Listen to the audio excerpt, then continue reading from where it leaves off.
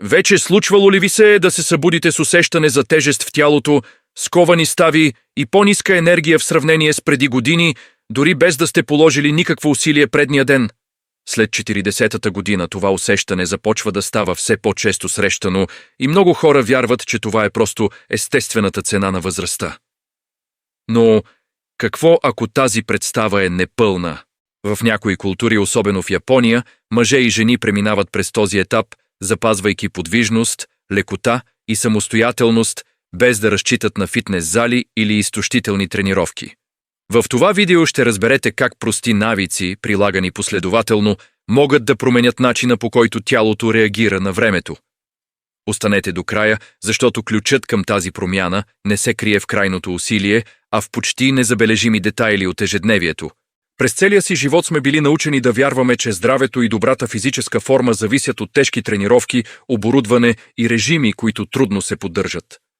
След 40-та година това убеждение често води до разочарование, защото тялото вече не реагира по същия начин.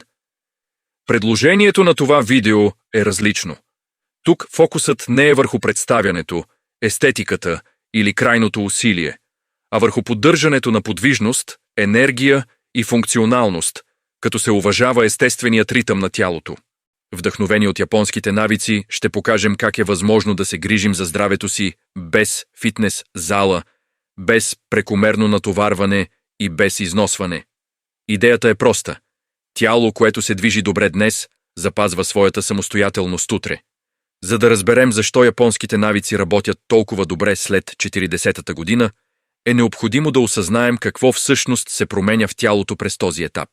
Метаболизмът има склонност да се забавя, мускулната маса постепенно намалява, а ставите започват да губят част от естественото си смазване. В резултат се появяват скованост при събуждане, повтарящи се болки и усещане за по-ниска жизненост през деня. Тези процеси са естествени и са част от човешкото стареене, но тяхното въздействие зависи пряко от начина на живот. В култури, в които движението е постоянно и интегрирано в ежедневието, като в Япония, тези промени се смекчават с времето.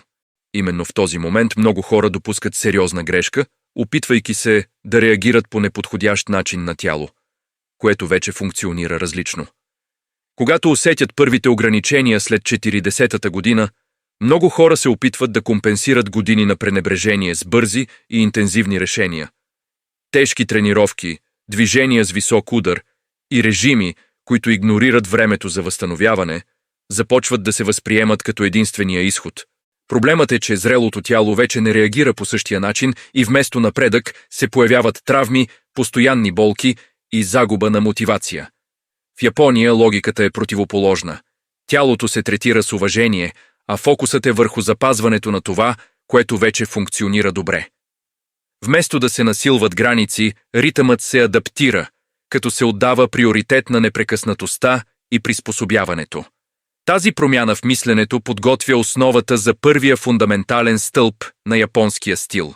В Япония тялото остава активно не чрез формални тренировъчни сесии, а чрез постоянно движение през целия ден.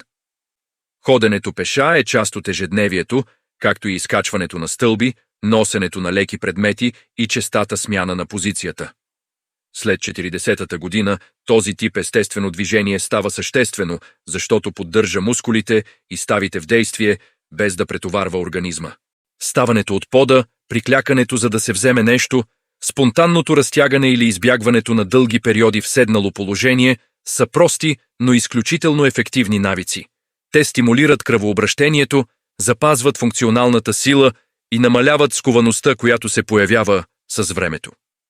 Когато движението престане да бъде изолиран момент и стане част от ежедневието, тялото реагира с по-голяма лекота. Този непрекъснат поток подготвя тялото за нещо също толкова важно – превръщането на гъвкавостта в приоритет. С напредването на годините не липсата на сила ограничава най-много тялото, а загубата на подвижност. В Япония запазването на обхвата на движение е тиха, но постоянна приоритетна задача. Сядането на пода, изправянето без опора, разтягането при събуждане или преди сън са обичайни практики, които поддържат ставите живи. След 40-та година тази грижа има пряко значение за предотвратяването на болки и за запазването на физическата независимост. Подвижността намалява сковаността, подобрява баланса и позволява на тялото да изпълнява прости задачи с по-голяма лекота. Когато тялото се движи свободно, износването намалява и усещането за функционална младост се запазва. Това постоянно внимание към гъвкавостта естествено се свързва с друг основен принцип – не да се прави много наведнъж, а да се прави постоянно. Едно от най-големите отличия на японския стил се крие в начина, по който се цени постоянството. Вместо интензивни периоди, последвани от дълги паузи, тялото се стимулира по лек и редовен начин. След 40-та година този подход се оказва особено ефективен, защото уважава естествените граници на организма и избягва ненужно претоварване. Малки действия, повтаряни ежедневно, изграждат трайни резултати, докато прекомерните усилия често водят до прекъсвания. Редовността създава доверие в собственото тяло, намалява риска от травми и прави движението част от живота, а не тежко задължение. Когато грижата стане устойчива, тя престава да зависи от крайна мотивация и започва да протича естествено. Именно този баланс увеличава енергията в ежедневието. Поддържането на енергия след 40-та година не зависи само от движението, а от съвкупност от навици, които поддържат тялото с течение на времето. В Япония грижата за съня, умереното хранене и намаляването на излишъците са част от ежедневната рутина. Добрият сън позволява на тялото да се възстановява, докато балансираните хранения предотвратяват ненужно натоварване на вече по-бавния метаболизъм. Освен това, ритъмът на живот обикновено е по-организиран, с по-малко постоянни стимули и по-малко бързане. Този баланс намалява стреса, който пряко влияе върху болките, възпаленията и умората. Когато начинът на живот подпомага възстановяването, а не изтощението, енергията се появява по-стабилно.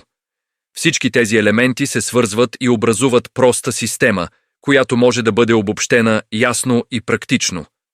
Когато разгледаме всички тези навици заедно, японският метод се разкрива като прост и последователен. Здраво тяло след 40-та година не се изгражда чрез крайно усилие, а чрез ежедневно движение, запазена подвижност, лека постоянност и начин на живот, който уважава естествените граници на тялото. Всеки стълб подсилва останалите, създавайки баланс, който поддържа енергията, намалява болките и съхранява самостоятелността с течение на времето. Когато тези практики станат част от рутината, тялото спира да се бори с възрастта и започва да се адаптира към нея по интелигентен начин.